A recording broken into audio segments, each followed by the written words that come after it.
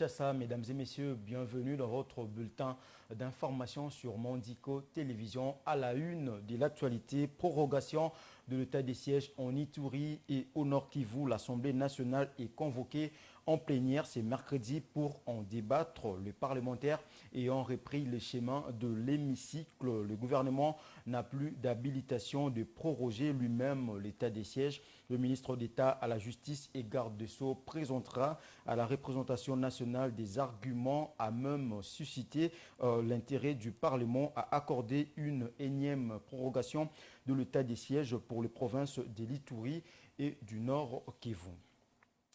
Le ministre national de la Santé, Hygiène et Prévention, Jean-Jacques Mbungani, a annoncé la fin de l'épidémie d'Ebola dans la zone de santé de Beni. Il a par la même occasion indiqué que cette résurgence a bénéficié de l'attention particulière du président de la République qui a permis la mobilisation des acteurs clés, notamment la Direction générale des luttes contre la maladie, les équipes provinciales et locales dans la lutte contre cette résurgence, signalant que cette fin de la maladie à virus Ebola a été déclarée 42 jours après la surveillance renforcée, sans nouveau cas confirmé et selon le protocole de l'Organisation mondiale de la santé.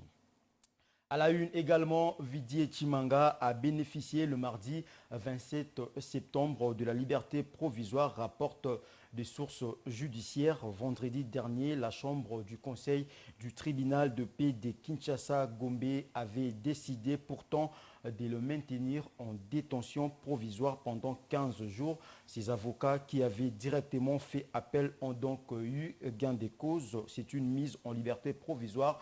Il est libéré, il est chez lui à la maison. Les enquêtes vont se poursuivre, soit on aboutira au classement du dossier, soit à la saisine de la juridiction compétente, a dit Théodore Ngoyi, avocat de Vidi et Chimanga, ancien conseiller stratégique du président de la République.